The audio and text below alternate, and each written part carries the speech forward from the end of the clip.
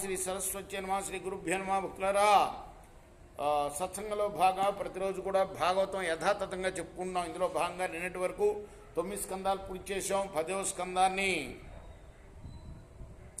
68 భాగాలుగా చెప్పుకున్నాం. ఇవాళ 69వ భాగం చెప్పుకుందాం. ముందుగా వ్యాసుల వారికి నమస్కరించుకుంటూ, ఈ క్షేత్రపాలుడైన ఆంజనేయ స్వామికి నమస్కరిస్తూ, సమర్థద్గురు సాయినాథ్ మహారాజ్ కీ జై. ఏవం సందర్శితాహ్యంగా హరిణా భృత్యవశ్యత స్వవసేనాపి కృష్ణేన యస్యేదంశేశ్వరం వసే. మహారాజా, శ్రీకృష్ణ పరమాత్మ సర్వస్వతంత్రుడు. బ్రహ్మ, శివుడు, ఇంద్రుడు మొదలగు దేవతలతో కూడిన ఈ జగత్తంతా కూడా ఆయన వశంలో ఉంటుంది. అయినా కూడా ఆ యశోదమ్మకు కట్టుబడి స్వతంత్రుడైన ఆ స్వామి తాను భక్తపరాధీనుడు అని తన భక్తపరాధీనతను లోకానికి ఆ విధంగా వెల్లడించాడు. ఏ విధంగా? అమ్మ కట్టేస్తే కట్టిపడి ఉండి భక్తులకి పరతంత్రుణ్ణు అని నిరూపించాడు ఆయన. నేమం విరించో నభవో నర నర నశ్రీరప్యంగ సంశ్రేయ ప్రసాదం లేభిరే గోపీ యత్తత్ప్రాప విముక్తిదాత్.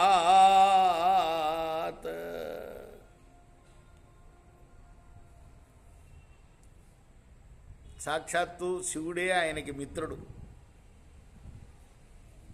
లక్ష్మీదేవి ఆయనకి అర్థాంగి. సృష్టికర్త అయిన బ్రహ్మదేవుడు తనయుడు.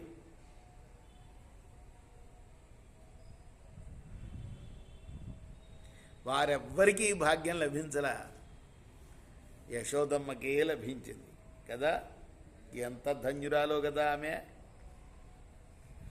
నాయం సుఖాపో భగవాన్ దేహినాం గోపికాసుతః జ్ఞానినాం చాత్మభూతానాం యదా భక్తిమతామిహ.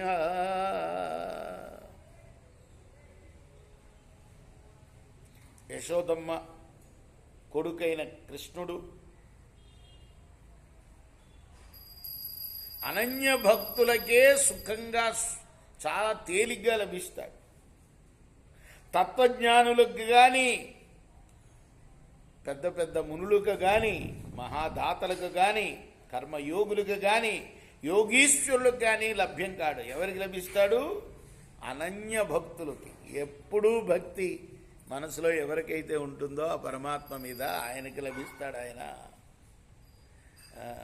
కృష్ణస్తు గృహకృత్యేషు వ్యగ్రాయాం మాతరి ప్రభు అద్రాక్షీదర్జునౌ పూర్వం గుహ్యకౌ ధనదాత్మజౌ పురానారద శాపేన వృక్షతాం ప్రాపితో మదాత్ నలకో బ్రహ్మణిగ్రీవావితి ఖ్యాతోసియాన్వితో.